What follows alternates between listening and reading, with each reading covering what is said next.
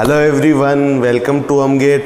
तो हमने time variance शुरू कर दिया था ना, लगभग मतलब इंडक्टर की प्रॉपर्टीज़ पढ़ ली थी, ठीक है। तो उसके बाद में अपने अभी इंडक्टर की ही बात कर रहे हैं, सिर्फ किसकी, इंडक्टर की बात कर रहे हैं, फिर अपने कैपेसिटर में बात करेंगे। तो आज की जो क्लास है ना कि भाई टाइम वेरिएंस का कंसेप्ट अपने इंडक्टर के थ्रू कैसे सीखे, मतलब बेसिक्स ऑफ टाइम वेरिएंस का बेसिक्स, ठीक है। ये सीखने के बाद में ना अपना एसी स्टेडी स्टेट एनालिसिस शुरू करेंगे अपने, ठीक है। तो पहले इंडक्टर का सीखेंगे, फिर कैपेसिटर का सीखेंगे। तो जब इसका बेसिक्स क्लियर हो जाएगा टाइम वेरिएंस का, फिर अपने एसी स्टेडी स्टेट एनालिसिस शुरू करेंगे। तो आज की क्लास में अपने इंडक्टर पे देखते हैं कि भाई कैसे मतलब टाइम वेरिएंस का कंसेप्ट अपने कैसे अप्लाई करते हैं, या फिर इंडक्टर कैसे बिहेव करता है ना। तो उसके लिए मैंने आप लोगों को वो कंसेप्ट समझाने के लिए उस कंसेप्ट से रिलेटेड ये 2 क्वेश्चन रखे हैं, ताकि क्वेश्चन का भी आइडिया हो जाए आप लोगों को कि टाइम वेरिएंस पे अगर कोई क्वेश्चन आ सकता है तो कैसा आ सकता है, और इंडक्टर का बिहेवियर भी आपको पता लग जाएगा कि कैसे वो बिहेव करता है ना। तो उसके लिए आपको अगर देखना है तो ये दोनों क्वेश्चन अच्छे से समझने पड़ेंगे, और इनके बेसिस पे, इन दोनों क्वेश्चन से जो आप बेसिक कंसेप्ट सीखोगे, उस कंसेप्ट के बेसिस पे जो आगे का कंसेप्ट थर्ड क्वेश्चन जो मैं इसमें कराऊंगा basics of time variance inductor में, वो इन दोनों क्वेश्चन के कंसेप्ट को मिक्सअप करके थर्ड क्वेश्चन होगा।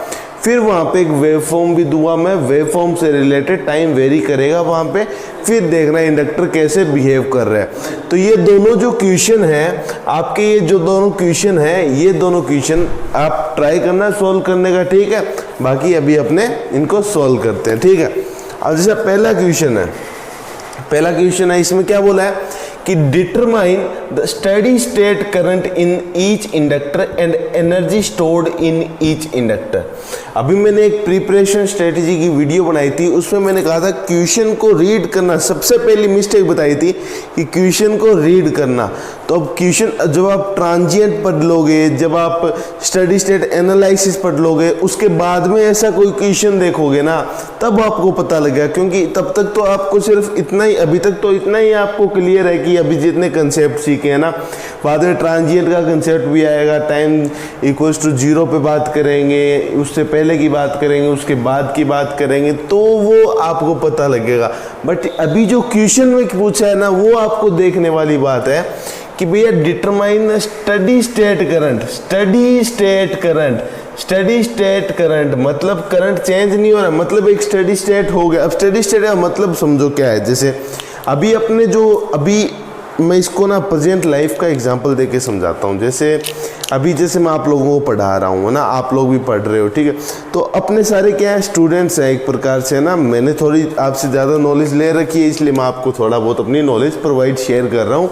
बाकी अपने है तो स्टूडेंट सीख रहे हैं, मतलब अभी अपने किस स्टेट में, अपने ट्रांजिएंट स्टेट में, मतलब वेरी कर रहे हैं ट्रांजिएंट स्टेट में। बट अपने मान लो कुछ एक साल बीत गए, अच्छी जॉब लग गई, सब कुछ हो गया, 15-20 साल बाद में अपनी क्या हो जाएगी, एक स्टेडी स्टेट आ जाएगी, मतलब अपनी फिक्स हो जाएगा अपनी लाइफ, मतलब ट्रांजिएंट से शुरू में स्ट्रगल है वो, मतलब ट्रांजिएंट की तरह बिहेव कर रहा है, उसके बाद में एक स्टडी स्टेट आ जाएगा, भी अच्छी खासी सैलरी हो जाएगी लाइफ के अंदर, अपने अच्छा सा वो सब कुछ हो जाएगा, ठीक है। तो उससे हिसाब से आप इसको रिलेट करके देखोगे, मतलब स्टडी स्टेट का मतलब क्या है भाई, एक प्रकार से डीसी की बात कर रहा हूँ ना मैं। डीसी को अपने क्या करते हैं, वहाँ कुछ वेरी नहीं कर रहा, तो स्टडी स्टेट मतलब पहले ट्रांजिएंट आता है, शुरू में टी इक्वल्स टू इन्फिनिट की अगर बात करते हैं, मान लो पहले की बात करते हैं ना, उस टाइम की बात करते हैं, तो वो तो स्टडी स्टेट पे ही था, कोई अपना सर्किट था, वो स्टडी स्टेट पे ही होता है शुरू में, ठीक है। उसके बाद में टाइम वेरी कर रहा है, टाइम जैसे वेरी करना शुरू हुआ तो उसके साथ ट्रांजिएंट स्टेट आई। ट्रांजिएंट के बाद में जो लास्ट में जो स्टेडी स्टेट आती, लास्ट में जो स्टेट आती है ना, मतलब जब ट्रांजिएंट कोई स्टेट को रीच करता है तो मतलब एक फाइनल स्टेट आएगी, वहाँ पे स्टेडी स्टेट वैल्यू होगी, तो वो स्टेडी स्टेट होगी, ठीक है।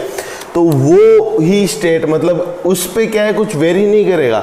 स्टेडी स्टेट का मतलब कांस्टेंट चीज़ है। तो स्टेडी स्टेट की अगर मैं बात करता हूँ यहाँ पे अगर स्टेडी स्टेट की बात कर रहा हूँ, मतलब करंट निकालना है, मतलब इंडक्टर की बात करेंगे। इंडक्टर क्या होता है, V = LdI/dt। अब मैंने कहा वेरी नहीं कर रहा है, मतलब वोल्टेज जीरो, इंडक्टर कैसे बिहेव करेगा, शॉर्ट सर्किट की तरह बिहेव कर रहा है। स्टेडी स्टेट की बात कर रहे हैं, अभी धीरे टाइम वेरिएंस का कंसेप्ट समझेंगे। पहला क्वेश्चन सिर्फ स्टेडी स्टेट पूछ रहा है ये, ठीक है। तो इंडक्टर शॉर्ट सर्किट की तरह बिहेव करेगा अगर मेरे को स्टेडी स्टेट करंट निकालना है, ठीक है, ईच इंडक्टर, और बाद में एनर्जी स्टोर्ड भी निकालनी है। अब स्टेडी स्टेट की बात की है तो वोल्टेज, मतलब वोल्टेज अक्रॉस इंडक्टर क्या होगी, जीरो होगी। इंडक्टर शॉर्ट सर्किट की तरह बिहेव करेगा। तो जैसे ये मेरा इंडक्टर है 2 हेनरी का, ये मेरा इंडक्टर है ना 2 मिली हेनरी का, तो ये कैसे बिहेव करेगा स्टेडी स्टेट पे, शॉर्ट सर्किट के तरह बिहेव करेगा, ठीक। ऐसे ये वाला इंडक्टर कैसे बिहेव करेगा, शॉर्ट सर्किट की तरह बिहेव करेगा। और ये वाला इंडक्टर भी कैसे बिहेव करेगा, शॉर्ट सर्किट की तरह। क्योंकि स्टेडी स्टेट की बात करें तो ये स्विच तो ऑटोमेटिकली क्लोज ही रहेगा ना।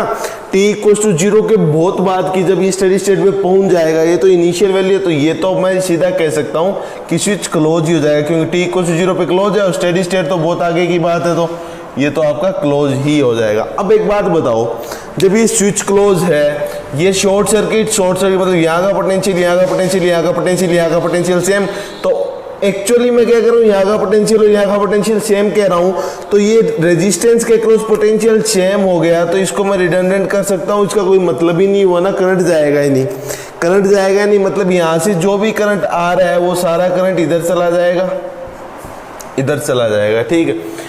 अब इधर करंट चला जाएगा आपका और ये इंडक्टर हो गया शॉर्ट सर्किट, तो टोटल करंट की जो वैल्यू आएगी आपकी, ये जो टोटल करंट आएगा वो कितना आएगा, ये inductor short circuit, short circuit, short circuit, short circuit, ये 3 और 6 क्या हो गए, पैरेलल हो गए, 3 और 6 पैरेलल हो गए। रेजिस्टेंस तो आपका होमोजीनियस कंपोनेंट है ना, 3 और 6 पैरेलल हो गए, तो 3 × 6/3 + 6 यानी 18/9, यानी ये 2 ओम हो गया आपका, 2 ओम और 2 ओम 4 ओम हो गया। मतलब यहाँ से अगर मैं टोटल करंट की बात करता, टोटल करंट की अगर बात करता तो कितना आता आपका 60/4 ओम, 60/4 यानी 15 एम्पियर का आपका करंट आता है टोटल। अब ये 15 एम्पियर का करंट यहाँ से आ रहा है, वही 15 एम्पियर यहाँ से जाएगा। अब ये तो दोनों सेम नोड है ना, सेम नोड है। अब ये 15 एम्पियर डिवाइड होगा तो इन दो रेजिस्टेंस में होगा, ये दो स्टेडी स्टेट पे इंडक्टर तो शॉर्ट सर्किट हो गया, इन दोनों रेजिस्टेंस पे होगा, इन दोनों रेजिस्टेंस पे डिवाइड होगा तो करंट डिवीजन रूल लग जाएगा। यहाँ पे कौन सा रूल लग जाएगा, करंट डिवीजन रूल। शुरू में मैं एक एक छोटी छोटी चीज़ नहीं छोड़ना चाहता, इसलिए मैं इसको स्पीड से नहीं, एक एक छोटा कंसेप्ट आपको लेके चल रहा हूँ, ठीक है। तो करंट डिवीजन रूल में क्या रहता है, 15 के एम्पियर है, जैसे 3 ओम में निकालना है तो I 3 ओम में निकालना है मेरे को, तो टोटल करंट 15 है, तो अपोजिट लेते हैं करंट में, तो 3 के पैरेलल में कितना लगा हुआ है 6/3 + 6, ये हो गया आपका, तो 15 × 6/9 यही होगा। अब 3 से काटेंगे तो 3 2 3 और 3 से 5, तो 6 एम्पियर का, तो यहाँ से जो करंट आएगा वो 6 एम्पियर का आएगा। अब KCL से बता दो, यहाँ से 15 आ रहा है, इधर 6 चला गया, इधर 6 चला गया, तो इधर कितना जाएगा, इधर 9 एम्पियर का जाएगा सर, इधर 9 एम्पियर का जाएगा। अब आपसे क्या पूछा इसने, determine steady state current in each inductor. Inductor मतलब ये इंडक्टर है, इसके I 2 मिली हेनरी में से कितना जा रहा है आपका 15 एम्पियर का जा रहा है, I 1 मिली हेनरी से कितना जा रहा है आपका 15 एम्पियर का जा रहा है, I 3 मिली हेनरी से कितना जा रहा है आपका, I 3 मिली हेनरी से आपका 6 एम्पियर का जा रहा है, और ये 6 और 9 वापस 15 हो जाएगा यहाँ पे। तो KCL फॉलो हो रहा है आपका, KCL फॉलो हो रहा है आपका। तो अब अपने बात करेंगे एनर्जी की। तो स्टेडी स्टेट पे एनर्जी, टाइम तो वेरी कर ही नहीं रहा है, टाइम तो वेरी कर नहीं रहा है, तो इंडक्टर टाइम मतलब करंट भी वेरी नहीं कर रहा है, तो मतलब एनर्जी जो आती है आपको पता है, मैंने जब शुरू में फंडामेंटल में समझाया था तो ½ आई थी, ½ आई थी। तो कौन से इंडक्टर की बात करूँ, I, अब सबसे पहले E में बात करता हूँ, एनर्जी 2 मिली हेनरी में, तो कितनी आएगी ½ L कितना है 2, I कितना है 15 का स्क्वायर।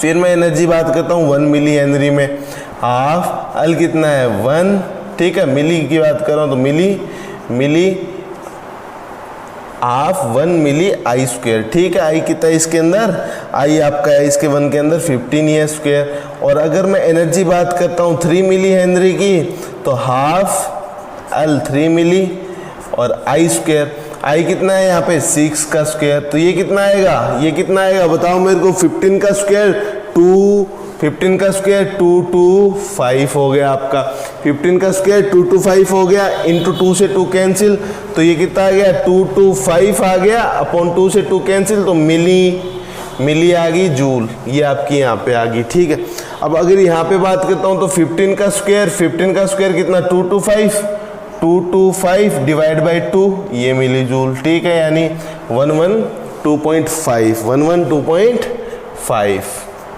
Milli joule.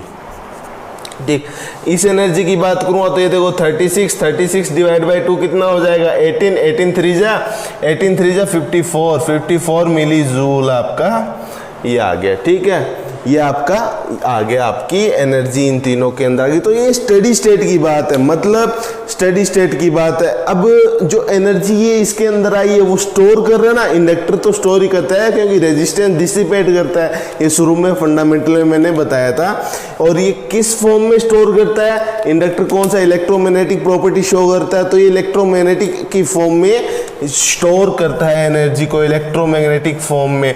अब इलेक्ट्रोमैग्नेटिक फॉर्म में स्टोर कर रहा है, मतलब ये जो एनर्जी स्टोर हो रही है ना, ये आपकी मैग्नेट्स वगैरह इनको बनाने में बाद में अपने काम में ले सकते हैं, तो ये एनर्जी ऐसे स्टोर करता है। ठीक है, तो ये पहला क्वेश्चन था जिसमें आपको स्टडी स्टेट में कैसे अप्लाई करना है वो आपको पता लग गया होगा। तो ये पहला question, basic question time variance का। ठीक है, अब दूसरे क्वेश्चन में आपको जो कंसेप्ट समझाने वाला हूं मैं वो बहुत इंपॉर्टेंट है और वो बहुत जरूरी है आपका समझना। ठीक है, ताकि तीसरा क्वेश्चन जो मैं वेरी करवाऊंगा टाइम को, उसमें आपको पता लगेगा कि भाई ये कंसेप्ट जो यहाँ से सीखोगे वो कैसे आया, कैसे हेल्प करेगा उसमें। ठीक है, तो ये आपका पहला क्वेश्चन था, मैं इरेज कर रहा हूँ, आप लोग पॉज करके नोट कर लेना। तो सेकंड क्वेश्चन देखो क्या है आपका। ठीक है, सेकंड क्वेश्चन में आपका बोला है इसने कि फाइंड करंट I1 और I2 if the circuit given below is this. ठीक है, ये सर्किट दिया है जिसमें आपका इनपुट देखो आपको क्या दिया है, वोल्टेज सोर्स दे रखा है 72 U ऑफ टी। क्या दिया हुआ है 72 U ऑफ टी दिया हुआ है। देखो यहाँ पे देखो ये 72 U ऑफ टी दिया। U ऑफ टी आपको पता है क्या होता है, स्टेप इनपुट होता है, स्टेप इनपुट होता है। अगर मेरे को इसकी वेव फॉर्म बनानी है इनपुट की तो कुछ इस तरह से आएगी ना। जैसे अगर मैं बात करूँ, ये वोल्टेज है आपकी, ये टी टाइम आपका, ठीक है, वोल्टेज टाइम के साथ वेरी कर रही है। अगर मैं इसकी वेव फॉर्म बनाऊं, यू ऑफ टी क्या होता है, स्टेप इनपुट होता है, और उसको एम्पलीट्यूड को 72 से मल्टीप्लाई कर दिया तो ये ऐसे कुछ आएगी, ये ऐसे कुछ आएगी। और जो एम्पलीट्यूड, जैसे यू ऑफ टी की वैल्यू 1 होती है बट एम्पलीट्यूड को 72 से मल्टीप्लाई कर दिया तो 72 वैल्यू होगी। तो ये आपका जो इनपुट सप्लाई पे वोल्टेज दे रखी है। ठीक है, मतलब आप जानते हो हर चीज अपने ओम्स लॉ से कर रहे हैं, ओम्स लॉ से कर रहे हैं। तो इंडक्टर में ओम्स लॉ क्या होता है, V = LdI/dt। Mathematics, electrical circuit जो पूरा सब्जेक्ट है पूरा मैथमेटिक्स पे डिपेंड है। मैथ्स आपको आती है तो सब कुछ आता है, ये मान के चलो। ठीक है, क्योंकि इसमें अपने लम्प्ड पैरामीटर की बात कर रहे हैं। तो अब यहाँ देखो आप, अब यहाँ आप बात करो V = LdI/dt, but if it is possible कि मतलब सडन चेंज अलाउ नहीं करता, आपको पता है इंडक्टर सडन चेंज अलाउ नहीं करता, मैंने प्रॉपर्टी में अच्छी तरह समझाया आपको। अब ये सडन चेंज तो हो रहा है बट मतलब इसके लिए थोड़ा सा टाइम तो चाहिएगा। अब अगर मैं यहाँ पे बात करूँ, वरना तो वायलेशन ऑफ एनर्जी हो जाएगा ना। अब अगर मैं यहाँ पे अगर बात करूँ इसकी, तो ये देखो पहले तो इन्फिनिट पे तो स्टेडी स्टेट था ही, यहाँ पे ये वेरी किया और उसके बाद में स्टेडी स्टेट पे पहुंचेगा बाद में, क्यों ही कांस्टेंट आ रहा है। ठीक है, अब अगर इसकी बात करता हूँ मैं, इसकी बात करता हूँ इस सर्किट के अंदर, इस सर्किट के अंदर अगर मैं बात करूँ, अब अपने को लेना है ये, इसका मतलब क्या है, इसका मतलब क्या है 72 ऑफ U ऑफ टी का मतलब पहले तो 0 ही था और बाद में 72 हो गया, और ये तो टाइम कुछ है ही नहीं, ये तो टाइम कुछ है ही नहीं। तो मैं कह सकता हूँ कि इसकी वैल्यू 72 है। अगर मैं कहूँ इसकी वैल्यू क्या है 72 है, बट जो 72 है वो मैं ऐसे भी नहीं कह सकता कि वो एकदम से चेंज होगी, क्योंकि inductor does not allow sudden change, है ना। तो इसको समझने के लिए है तो वैल्यू 72 ही, देखो ये वैल्यू 72 है और 3 ओम। अब ये डीसी की तरह हो गया, अब ये डीसी की तरह हो गया, तो इंडक्टर स्टेडी स्टेट पे कैसे बिहेव करता है, शॉर्ट सर्किट की तरह बिहेव करता है, शॉर्ट सर्किट की तरह बिहेव करता है। तो ये दोनों ही शॉर्ट हो गए।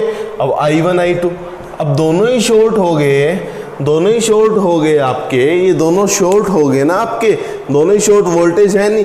अगर टोटल करंट निकालता वो तो आ जाता आपका, कितना आता टोटल करंट आपका 72/3, 72/3। ये कितना होता आपका 72/3 कितना होता है, ये दोनों शॉर्ट हो गए ना, ये दोनों शॉर्ट हो गए, कितना है ये 8 मिली हेनरी का है और ये 4 मिली हेनरी का। 72/3 ये कितना आएगा आपका 3 2 जा और 24 आएगा ना, 24 आएगा। 24 आपका अगर करंट आ रहा है, आई की वैल्यू आ रही। अब शॉर्ट के अंदर कैसे डिवाइड करोगे करंट को? ऐसे तो मैंने शुरू में कहा था, जब मैंने करंट डिवीजन रूल बताया था आपको, तो रेजिस्टेंस की तरह इंडक्टर बात करते हैं अपने ना, वहाँ पे मैंने बताया, पर वहाँ पे मैंने डेरिवेशन नहीं बताया था कि भाई क्यों करते हैं करंट डिवीजन रूल में इंडक्टर को रेजिस्टेंस की तरह। तो वो समझने के लिए आपको टाइम वेरिएंस समझना पड़ेगा। मतलब जो ये यहाँ पे जो हुआ है ना, जो यहाँ पे जो हुआ है t=0 पे, मतलब सडन चेंज जो हुआ है, मतलब मेरे को ट्रांजिएंट का कंसेप्ट का थोड़ा सा आइडिया देना पड़ेगा आपको। ट्रांजिएंट का कंसेप्ट का थोड़ा, अब देखो t=0 माइनस यानी स्टेडी स्टेट वैल्यू है, स्टेडी स्टेट पे था। अब t=0 प्लस पे कौन सी स्टेट होगी? ट्रांजिएंट होगी, क्योंकि चेंज हो रहा है टाइम के साथ, तो ट्रांजिएंट स्टेट होगी। और t=इन्फिनिट पे आपकी स्टेडी स्टेट होगी। ठीक है, अब मैं ये वाला केस लेता हूँ, इससे आपको पता लगेगा कि भी t=0 प्लस पे ट्रांजिएंट वाला केस मैं लेता हूँ। ठीक है, इससे आपको ये पता लगेगा कि करंट डिवीजन कैसे होगा इंडक्टर के अंदर, क्योंकि शॉर्ट सर्किट हो गया आपके, तो क्वेश्चन अराइज हो गया होगा कि भी सर शॉर्ट सर्किट के अंदर करंट को कैसे डिवाइड कर दोगे आप डायरेक्ट। तो अगर मैं डायरेक्ट बता दूँ रेजिस्टेंस की तरह, तो आप तो मतलब कंफ्यूज हो जाओगे, डाउट्स क्रिएट हो जाएंगे। इसलिए मैं आपको ये कंसेप्ट समझाना चाहता हूँ कि ऐसा एक्चुअली हो क्यों रहा है, ये रेजिस्टेंस की तरह बिहेव कर क्यों रहा है। तो वो मैं समझाने के लिए ये टाइम ट्रांजिएंट वाला कंसेप्ट आपको बताना चाहता हूँ। तो इसमें देखो ध्यान से, इसमें आप देखो t=0 प्लस पे अगर मैं बात करता हूँ, आपको पता है अगर इंडक्टर के अंदर v=L/di/dt आपका, अब ये सडन चेंज तो अलाउ करता नहीं है, सडन चेंज अलाउ नहीं करता है। अगर अपने सडन चेंज अलाउ करते हैं शॉर्ट इंटरवल ऑफ टाइम में, तो कैसी वोल्टेज आती है? हाई वोल्टेज डेवलप होती है, इम्पल्स वोल्टेज डेवलप होती है, अगर ये शॉर्ट इंटरवल ऑफ टाइम में मैं जैसे मिली सेकेंड माइक्रो सेकेंड में अगर मैं बात करता, तो ये होती है ना, होती है। ठीक है, अब अगर इस केस में अगर मैं बात करूं इंडक्टर की, अगर मैं इस केस में बात करूं, तो आपको पता है अगर मेरा यहाँ पे इंडक्टर के अंदर आपका फ्लक्स कब होता है चेंज? जब इंड्यूस्ड ईएमएफ कुछ, अब करंट में अगर चेंज हुआ, करंट इंड्यूस किया मैंने, करंट अगर इंड्यूस किया तो उसके अंदर क्या होगी? इंड्यूस्ड ईएमएफ होगी। इंड्यूस्ड ईएमएफ होगी, अगर इंड्यूस्ड ईएमएफ होगी, जैसे E1 अगर इसकी मैं बात करूं, यहाँ पे ये दोनों है I1 और I2 की अगर मैं बात करूं, दोनों पैरेलल में है, पैरेलल में वोल्टेज सेम रहती है, तो मतलब यहाँ पे जो जब करंट फ्लो होगा, तो जो इंड्यूस्ड ईएमएफ होगी, दोनों पैरेलल है, दोनों सेम होगी, मतलब E1 = E2 होगी ना, सिंस दे आर पैरेलल, ये बात होगी। मतलब अगर ईएमएफ इंड्यूस्ड हुई है, तो ईएमएफ के कारण फ्लक्स लिंकेज होगा इनके अंदर, मतलब ईएमएफ पैरेलल में, तो मतलब फ्लक्स लिंकेज भी इनमें सेम होगा, फ्लक्स लिंकेज भी इसमें सेम होगा। ठीक है, फ्लक्स लिंकेज, क्योंकि ईएमएफ के कारण क्या इंड्यूस्ड होगा? फ्लक्स लिंकेज आपका सेम होगा। अब फ्लक्स लिंकेज जब मैं फंडामेंटल में इंडक्टर बता रहा था, वहां पे मैंने फ्लक्स लिंकेज आपको बताया था कि Xi=Li, ये बताया था ना, Xi=Li मैंने बताया था। तो यहाँ पे जब मैं बात करूँगा इसी कंसेप्ट की, यहाँ पे जब मैं बात करूँगा तो साई की बात करूँगा, तो वो लिखूँ मैं Li और Li। अब यहाँ पे L आएगा, वो L कौन सा आएगा? Inductor L1 I1, L2 I2। अब L1 क्या है? 4 मिली I1, ठीक है, इक्वल टू L2 क्या है? 8 मिली इंटू I2। तो I1 की वैल्यू कितनी आ गई? 2I2 आ गई, ठीक है, ये इस कंसेप्ट से आ गई। और अगर मैं केसीएल की बात करूं, since it is a passive element, तो केसीएल तो वोलेट करना ही नहीं चाहिए। तो केसीएल की अगर मैं बात करूं तो टोटल करंट आ रहा है, जो टोटल करंट यहाँ से आ रहा है, यहाँ से जो टोटल करंट आ रहा है, जो ये आई टोटल की मैं बात करता हूँ, I1 प्लस I2 के बराबर होता ना। तो मतलब आई टोटल कितना रहा है, 24 equals to I1 plus I2। ये मेरी दूसरी इक्वेशन है। अब फ्रॉम फर्स्ट और सेकंड इक्वेशन से अगर मैं बात करता हूँ, फ्रॉम फर्स्ट एंड टू, अगर इन दोनों इक्वेशन से अगर मैं बात करता हूँ, तो ये I1 इक्वल्स टू 2I2 है, इसमें रख दूँ। I1 इक्वल्स टू 2I2 रखूँगा तो 3I2 हो जाएगा वो। 3I2 इक्वल्स टू 24, तो I2 की वैल्यू कितनी आ गई, 8 एम्पियर।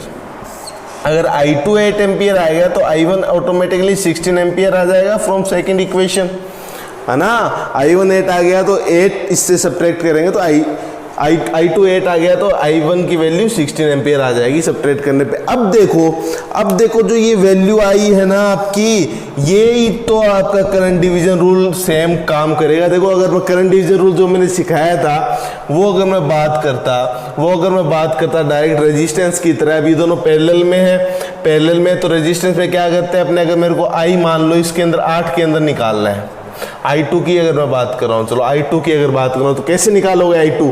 I टोटल कितना है 24, I टोटल आपका 24 है इंटू अपोजिट 4 अपॉन टोटल 12, तो मिली से मिली कैंसिल, 4 3 3 8, I2 की वैल्यू 8 एम्पियर। और यहाँ देखो I2 कितना है, 8 एम्पियर है। मतलब जो एक करंट डिवीजन रूल इसमें जो अप्लाई हो रहा है ना रेजिस्टेंस की तरह, वो कौन से कंसेप्ट के बेसिस पे हो रहा है, फ्लक्स लिंकेज के कंसेप्ट के बेसिस पे हो रहा है। ये मैंने आपको पूरा ड्राइव करके बताया, पर आपको ऐसे नहीं करना, आपको डायरेक्ट करना है। ये तो आपको आइडिया के लिए मैंने चीज बताई कि आपके माइंड में रहे, ये फ्लक्स लिंकेज का कंसेप्ट आपके माइंड में रहे। तो ये जो 2 क्वेश्चंस मैंने आपको आज की क्लास में बताए हैं, ये जो अगली क्लास में अपने 2 क्वेश्चन डिस्कस करेंगे उनमें बहुत हेल्प होगी इसकी ना, फ्लक्स लिंकेज वाले कंसेप्ट की। और 1-2 चीज और अगली क्लास में देखेंगे।